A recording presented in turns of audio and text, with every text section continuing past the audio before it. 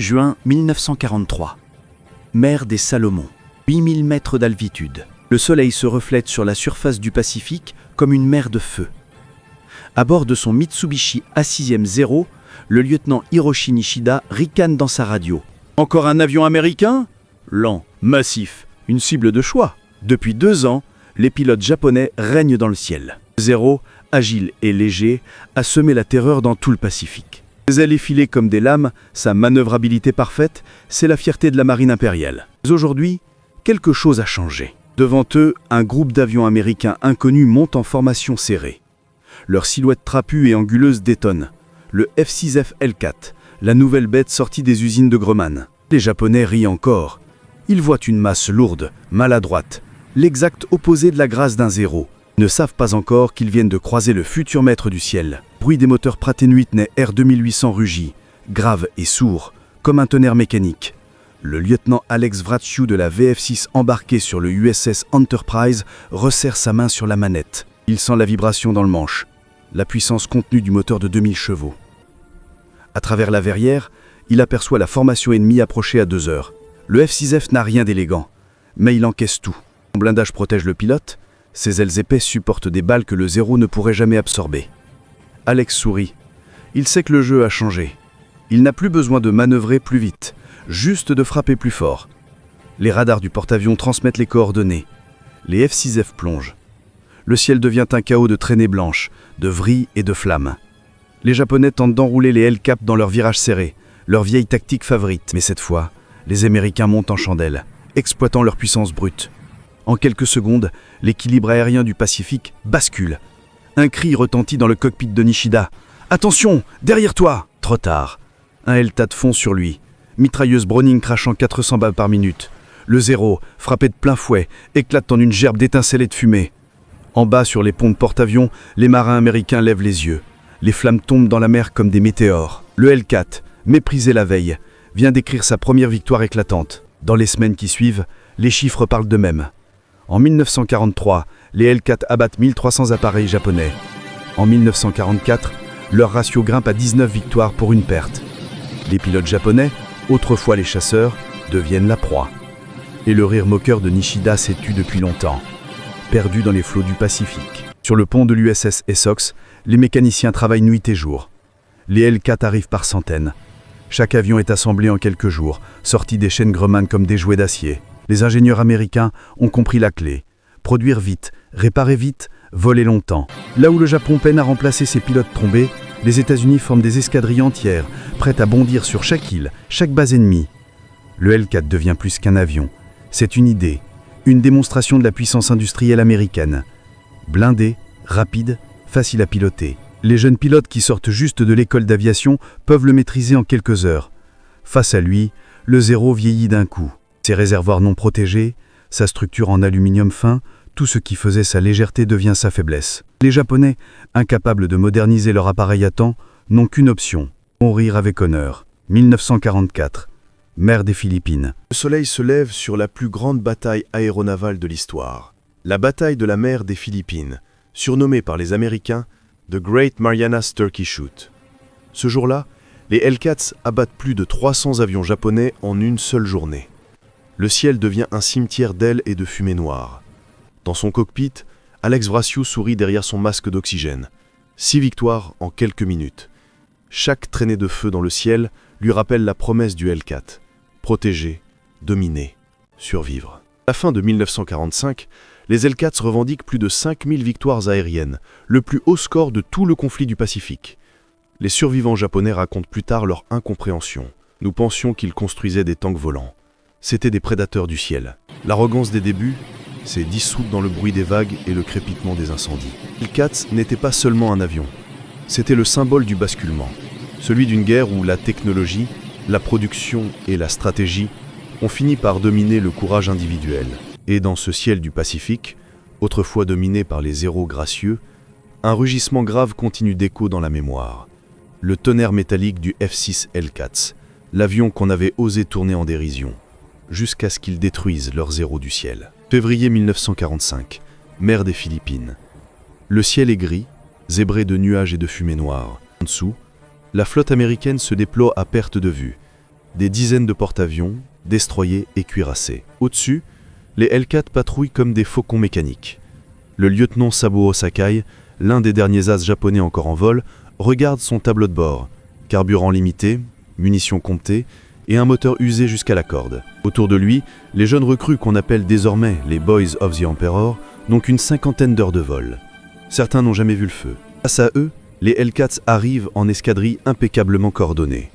Leurs pilotes ont des radios fiables, des instruments précis et une formation standardisée. L'engagement est une leçon de supériorité industrielle et tactique. Sakai plonge dans un nuage pour échapper à un Hellcat. Même là, il sait, ce n'est plus la même guerre qu'en 1941. Le Japon s'épuise. Les samouraïs du ciel combattent désormais sans espoir, animés seulement par l'honneur. Sur le porte-avions USS Bunker Hill, le bruit ne s'arrête jamais. Martons, chaînes, turbines. Chaque jour, des mécanos font renaître des avions troués, carbonisés, criblés d'éclats. Et chaque soir, ces mêmes avions repartent dans le ciel pour frapper de nouveau. Le capitaine David McCampbell, l'as suprême du Hellcat, observe la mer depuis la passerelle. Il a déjà abattu 34 appareils ennemis, un record absolu de l'aéronavale américaine. Mais ce qui le frappe, ce n'est pas sa propre gloire, c'est l'échelle. Chaque pilote n'est plus un héros isolé, mais une pièce d'un immense engrenage, la machine de guerre américaine. Les Hellcats sont produits plus vite que les Japonais ne peuvent en abattre. Chaque perte est remplacée en quelques jours. Chaque pilote tombé est suppléé par un autre, fraîchement entraîné. C'est une guerre d'endurance, et les États-Unis ont les poumons les plus puissants du monde. Avril 1945, Okinawa. Le sol tremble sous les bombes, mais le ciel est pire. Les pilotes kamikazes, dans leurs zéros vieillissants, se jettent contre les navires américains. Les Hellcats, postés en défense aérienne, montent en flèche pour les intercepter. Ils savent que chaque minute compte. Un seul avion qui passe et un cuirassé peut disparaître dans une boule de feu. L'air est saturé de flammes et de fumée noire. Les cris se mêlent au grondement des moteurs. Le pilote Ensign Wilbur Thomas, 21 ans, tire une rafale à bout portant sur un zéro en piqué. L'appareil explose à moins de 200 mètres, projetant des débris sur son Hellcat. Thomas crie dans la radio, haletant. « Un autre kamikaze, 11 heures, bas !» Il replonge. Le ciel au-dessus d'Okinawa n'est plus un champ de bataille, mais un chaos incandescent où deux nations s'affrontent pour l'avenir du Pacifique. Quand le silence retombe, plus de 1900 avions japonais ont été détruits. Mais à quel prix ? Les ponts américains sont jonchés d'épaves fumantes et de casques brûlés. La victoire du Hellcat se paye au fer et au sang. Sur une base au sud de Kyushu, le capitaine Sakai rentre d'une mission désespérée. Son zéro, criblé de balles, gémit à chaque vibration du moteur. Il pose l'avion sur la piste poussiéreuse, descend et regarde autour de lui. Hangars éventrés, des mécanos sans pièces, des pilotes adolescents qui rient nerveusement avant de partir pour leur première et dernière mission. Le Japon n'a plus rien. Les zéros, symboles d'un empire invincible, ne sont plus que des fantômes d'aluminium. Le Hellcat, lui, continue de rugir au-dessus du Pacifique, escortant les bombardiers vers Tokyo. Sakai ferme les yeux, souvient des jours glorieux de Pearl Harbor, du sentiment de domination absolue. Tout cela n'existe plus. La guerre du ciel est terminée avant même la capitulation. 15 août 1945. Le message tombe sur toutes les fréquences. Cessez le feu. L'empereur a parlé. Dans les cockpits des Hellcats, pilotes écoutent en silence. Ils viennent d'apprendre que le Japon s'est rendu. Certains laissent échapper un rire nerveux, d'autres baissent la tête. Le Hellcat, qui n'existait pas 3 ans plus tôt, vient de renverser tout un empire aérien. Sur le pont du Enterprise, Alex Vraciou regarde son avion. Les impacts de balles, les traces de sel, l'odeur d'huile chaude, tout raconte 3 années d'une guerre où la supériorité technologique a remplacé le mythe du guerrier invincible. Après la guerre, les Hellcats sont retirés du service actif. Certains finissent dans des musées, d'autres dans des casses anonymes. Mais pour les pilotes qui ont survécu, moteur, chaque vol, chaque combat reste gravé dans la mémoire collective. Le F-6F L4 n'a pas seulement gagné la suprématie aérienne, il a redéfini la guerre moderne. Là où le courage seul ne suffisait plus, l'ingéniosité et la production de masse ont décidé du sort du monde. Et dans le murmure des hangars abandonnés du Pacifique, on jurerait encore entendre ce grondement lointain, celui d'un moteur Pratt & Whitney, celui du monstre d'acier qu'on avait osé mépriser, jusqu'à ce qu'il écrase les zéros du ciel. 1946. San Diego, Californie. Le soleil se lève sur un cimetière d'acier. Des centaines de Hellcats, ailes repliées, alignés sur des kilomètres de piste. Certains portent encore des impacts de balles, d'autres de la peinture écaillée par le sel et la chaleur du Pacifique. Des mécaniciens, silencieux, passent entre les carcasses. L'un d'eux s'arrête, pose la main sur un fuselage bleu marine. Sur la carlingue, un nom est encore lisible. Big Mama 2, l'avion d'Alex Vressiou. Le temps de la guerre est fini, mais celui des souvenirs commence. Pilotes démobilisés reviennent à la vie civile, certains deviennent ingénieurs, d'autres agriculteurs ou professeurs. Mais chaque fois qu'ils lèvent les yeux vers un ciel clair, ils entendent encore le grondement familier du Pratt & Whitney, comme un écho lointain de leur jeunesse suspendue entre la vie et la mort. Hellcat n'était pas seulement une arme, c'était une réponse. Une réponse à la défaite de Pearl Harbor, à l'arrogance de l'Axe, à l'idée même que l'Amérique ne pouvait rivaliser avec la maîtrise technique japonaise. Les ingénieurs de Grumman avaient compris une chose essentielle. La guerre moderne ne se gagne pas avec le plus élégant des avions, mais avec le plus riable. Un Hellcat pouvait être construit en 10 000 heures de travail, contre près du double pour un Zéro. Pouvait encaisser des tirs de 20 mm, plonger à 700 km/h sans perdre ses ailes et ramener son pilote même criblé d'éclats. Sur plus de 12 000 exemplaires produits, près de 75% ont participé à des missions de combat. Et les chiffres, froids et implacables, parlent pour lui. 19 victoires japonaises abattues pour chaque Hellcat perdu. Ce ratio, presque mythique, qui fera dire à certains pilotes « Le Hellcat n'était pas un avion, c'était un bulldozer avec des ailes ». Mer des Philippines, 1972. Un pêcheur lève son filet et y découvre un fragment d'aile bleue rongé par le sel. Le marquage blanc en forme d'étoile est encore visible. Un Hellcat, perdu depuis 1944, vient de remonter du fond du Pacifique. Les journaux locaux en parlent brièvement, mais pour quelques anciens pilotes, cette découverte a un goût particulier. Ils se réunissent dans un hangar du musée naval de Pensacola. Cheveux gris, mains tremblantes, posent leurs yeux sur les photos jaunies de leurs avions. L'un d'eux murmure « C'est drôle, on se croyait immortel là-haut ».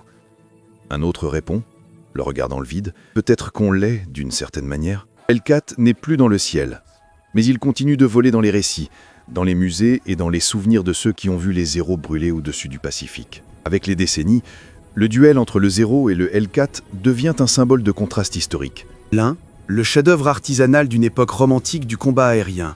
L'autre, le monstre industriel, forgé par la production de masse et la science. Les historiens militaires l'appelleront plus tard le choc des philosophies. Le Japon croyait à la perfection du pilote, à la grâce de la manœuvre, au duel d'honneur. L'Amérique croyait à la logistique, à la répétition, à la force collective. Dans cette opposition, le Hellcat représente le tournant du XXe siècle. L'instant où l'humain ne domine plus la machine, mais fusionne avec elle. Le ciel n'est plus le théâtre du héros solitaire. C'est devenu un réseau, une mécanique implacable, où chaque escadrille, chaque radar, chaque usine compte autant que le courage d'un seul homme. Des décennies plus tard, lorsqu'un Hellcat redémarre son moteur pour une démonstration aérienne, le bruit fait vibrer le sol comme autrefois. Les spectateurs lèvent les yeux, émerveillés. Certains ne savent pas ce qu'ils regardent. Un simple vieux chasseur à hélice pense qu'il. Mais les anciens reconnaissent tout de suite le son. Rugissement grave, presque animal, qui monte, qui enfle, qui semble venir du fond du Pacifique. Un ancien marin du Yorktown, assis sur une chaise pliante, ferme les yeux et murmure « Bruit-là, je l'entendais avant chaque bataille. Quand il montait dans le ciel, je savais qu'on allait s'en sortir. » Le Hellcat ne portait pas seulement des balles et des bombes, il portait l'espoir. Celui d'un monde qui croyait encore à la possibilité de survivre au chaos. Aujourd'hui, chaque avion moderne, du F-14 Tomcat au F-1-18 Hornet, porte un peu de son ADN. Même philosophie, robustesse, puissance, efficacité. Même héritage, celui de Grumman, l'entreprise qui osa croire qu'un chasseur pouvait être à la fois simple, solide et invincible. Dans les écoles d'aviation, on montre encore aux jeunes pilotes la silhouette du Hellcat. On leur raconte comment il a changé la guerre, comment un appareil méprisé au départ est devenu le symbole d'une revanche totale. Et quand la vidéo d'archives s'achève, un silence se fait dans la salle. Le bruit du moteur s'estompe, mais il laisse derrière lui une impression étrange, celle d'avoir entendu le souffle d'une époque, celle où des hommes ordinaires ont dompté l'enfer du ciel. Un Hellcat, restauré à neuf, repose dans le musée aéronaval de Pensacola. Chaque année, un pilote vétéran est invité à le faire décoller une dernière fois, juste pour le son, juste pour la mémoire. Ce jour-là, le moteur démarre. Un grondement monte, lent, régulier, un cœur qui reprend vie. Le ciel est bleu, l'horizon dégagé, exactement comme en 1943. Quand l'avion quitte la piste, il ne s'agit plus d'un vol d'essai. C'est un adieu aux hommes, machines, et à un temps où le courage et la technique s'élevaient ensemble. Les pilotes japonais se moquaient du Hellcat, jusqu'à ce qu'il écrase leur Zéro du ciel. Mais ce qu'ils ne savaient pas, c'est que cet avion ne symbolisait pas seulement la victoire américaine, il marquait la naissance du ciel moderne.